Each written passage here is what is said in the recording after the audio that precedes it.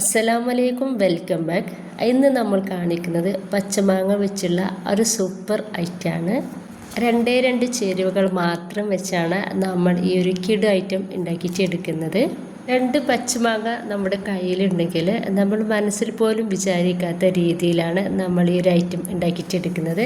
ഇപ്പോൾ വീഡിയോ ഒന്ന് കണ്ടുവെക്കുക. കണ്ടുകൊണ്ടിരിക്കുന്ന സമയത്ത് നിങ്ങൾക്ക് ഇഷ്ടപ്പെടുവാണെങ്കിൽ നിങ്ങളുടെ എല്ലാ സപ്പോർട്ടും ഉണ്ടാവുക. അപ്പം ഞാൻ ഇതിന് വേണ്ടിയിട്ട് 2 പച്ചമാങ്ങ എടുത്തിട്ടുണ്ട്. അപ്പോൾ അധികം പുളിയില്ലാത്ത മാങ്ങയാണ് ഇതിനും നമ്മൾ എടുത്തിട്ടുള്ളത്. ഇനിയിപ്പോൾ ഞാൻ ഇതുപോലെ ഒന്ന് കട്ടാക്കിയിട്ട് എടുത്തിട്ടുണ്ട് കേട്ടോ. നീളങ്ങത്തിൽ ഒന്ന് കട്ട് ചെയ്തിട്ട് എടുത്തിട്ടുണ്ട്. ഇനിയിപ്പോൾ ഒരു മാങ്ങ ഞാൻ ഫ്രൈ പാനിലേക്ക് ഒന്ന് ഇട്ടെടുക്കുന്നുണ്ട്. എന്നിട്ട് ഞാനിതിലേക്ക് 1/2 കപ്പ് പഞ്ചസാരയാണ് ചേർത്ത് കൊടുക്കുന്നത്. നമുക്ക് ഇതൊന്ന് അടുപ്പത്തേക്ക് വെക്കാം. എന്നിട്ട് ഇത് നന്നായിട്ടൊന്ന് മിക്സാക്കി കൊടുക്കുക. ഒരു പഞ്ചസാര ഈ ഒരു മാങ്ങയിൽ എല്ലായിടത്തും ഒന്നായിട്ട് കിട്ടണം.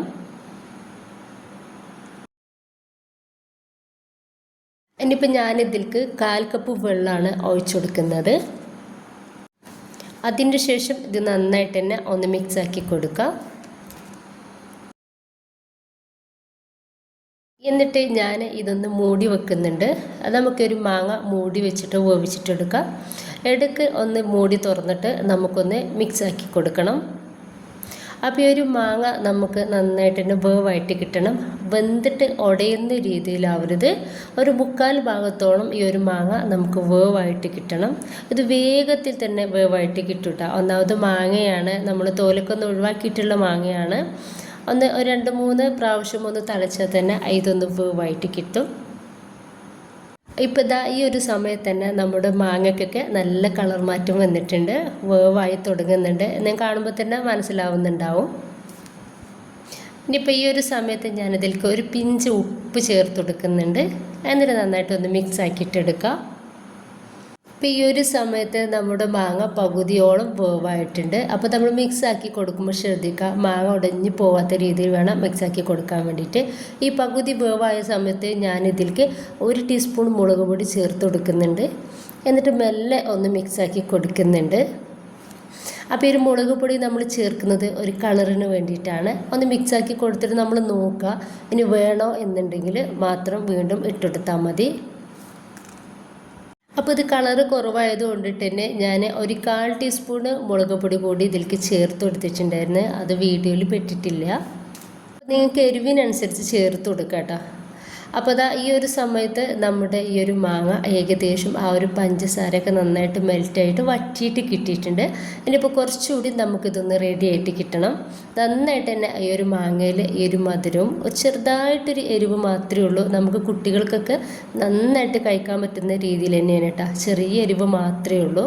ഇത് നന്നായിട്ട് തന്നെ വറ്റിയിട്ടുണ്ട്. ആ ഒരു പദം മാത്രമേ ഇതിലുള്ളൂ കേട്ടോ. ഇത് കാണുമ്പോൾ തന്നെ നിങ്ങൾക്ക് മനസ്സിലാവുന്നുണ്ടാവും. ഈ ഒരു രീതിയിലാണ് നമുക്കിത് വേണ്ടത്. ഇനിയിപ്പോൾ ഗ്യാസ് ഓഫ് ചെയ്യരുത്. ഗ്യാസ് ഓഫ് ചെയ്യാണ്ട് തന്നെ ഈ ഒരു മാങ്ങ കഷ്ണങ്ങൾ ഇതുപോലൊരു പാത്രം എടുത്തിട്ടുണ്ട്. അതിലേക്ക് ടീസ്പൂൺ വെച്ചിട്ട് ഓരോരോ മാങ്ങ കഷ്ണങ്ങളും ഈ ഒരു പാത്രത്തിലേക്ക് ഇതുപോലെ നിരത്തി വെച്ച് കൊടുക്കുന്നുണ്ട്. വിട്ടായിട്ടാണ് വെച്ച് കൊടുക്കേണ്ടത്. തമ്മിൽ ഒട്ടിപ്പിടിക്കാത്ത രീതിയിൽ വേണം വെച്ചെടുക്കാൻ വേണ്ടിയിട്ട്. അപ്പോൾ ഗ്യാസ് ഓഫ് ചെയ്യരുത് കേട്ടോ. കാരണം നമ്മൾ പഞ്ചസാരയാണ് ഇതിൽ ചേർത്ത് കൊടുത്തിട്ടുള്ളത്. ഗ്യാസ് ഓഫ് ചെയ്താൽ ഒരു പഞ്ചസാര നന്നായിട്ട് ആ ഒരു പാത്രത്തിൽ ഒട്ടിപ്പിടിക്കും. അപ്പോൾ അതുകൊണ്ട് തന്നെ ഓഫ് ചെയ്യാതെ വേണം ഈ ഒരു പാത്രത്തിലേക്ക് ഇട്ടുകൊടുക്കാൻ വേണ്ടിയിട്ട്. അപ്പോൾ ഞാനത് മുഴുവനായിട്ട് തന്നെ ഇതുപോലെ 2 പാത്രത്തിലേക്കായിട്ട് വിട്ടായിട്ട് വെച്ച് കൊടുത്തിട്ടുണ്ട്.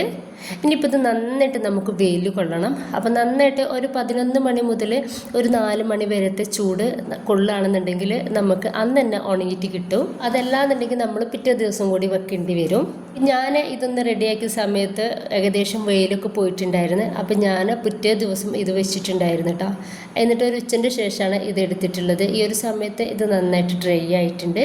ഇനിയിപ്പോൾ ഞാൻ വേറൊരു പാത്രത്തിലേക്ക് ഇതൊന്ന് മാറ്റി കൊടുക്കുന്നുണ്ട്.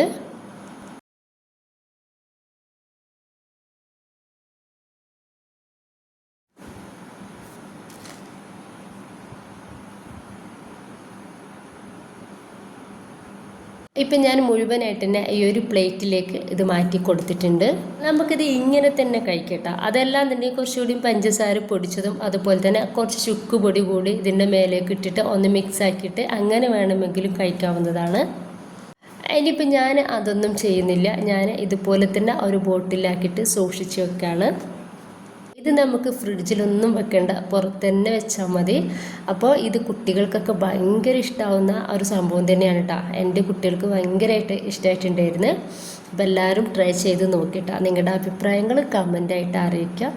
ഇഷ്ടമായിട്ടുണ്ടെങ്കിൽ നിങ്ങളുടെ എല്ലാ സപ്പോർട്ടും ഉണ്ടാവുക. ഇൻഷാ അല്ലാ. Okay, by.